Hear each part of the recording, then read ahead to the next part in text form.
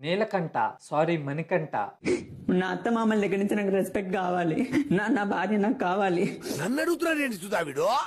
సముద్రానికైనా ఆనకట్ట కట్టొచ్చేమో గాని మణికంఠ కన్నీటికి మాత్రం అడ్డుకట్ట కట్టలేము. ఈ అన్న ప్రతి చిన్న విషయానికి ఏడుస్తూ కన్నీరుని పన్నీర్లా వేస్ట్ చేస్తూ వాటికున్న వాల్యూని తగ్గిస్తున్నాడు. ఒక్కోసారి ఈ అన్న తెలివితేటలు చూస్తే బుర్ర మీద బొచ్చూడాల్సిందే. ఎక్కడ విగ్గుడు ఒళ్ళో పడుతుందేమో అన్న భయంతో హెయిర్ డ్రైయర్ ని కాస్త ఫేస్ డ్రైయర్ గా మార్చేసి చూసేటోళ్ళ బుర్ర గిర్రను తిరిగేలా చేసేశాడు. ఇక్కడైతే మరీ దారుణం. ఎలిమినేషన్ చేయడానికి నామినేషన్ చెయ్యరా అంటే ఆదిత్య గురించి ప్రమోషన్ చేస్తున్నాడు. అసలు నామినేషన్ చేయడానికి చాలా సిల్లీ రీజన్స్ చెప్పి బిగ్ బాస్ ని సైతం బెత్తరపై బిల్లేసుకునేలా చేస్తున్నాడు. ఒక్కోసారి ఇతను ఏం మాట్లాడతాడో ఇతనికే తెలీదు. అచ్చం మన బాలయ్య బాబాయ్ లాగా.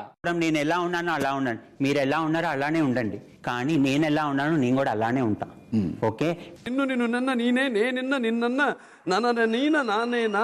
నిఖిల్ ఒక బొమ్మేసి ఇది నీ దగ్గర పెట్టరా సామి అంటే నాకు బంధాలు బాధ్యతలు వద్దురా బాబు అని అంటాడే. పిచ్చి పలు రకాలు వెర్రి వెయ్యి విధాలంటే ఇదేనేమో. అన్నా జాగ్రత్త, వెర్రి ముదిరితే పిచ్చి అవుద్ది, పిచ్చి ముదిరితే రచ్చ అవుద్ది. ఇట్లు మీ అభిమాని అప్పలరాజు పప్పలగూడ.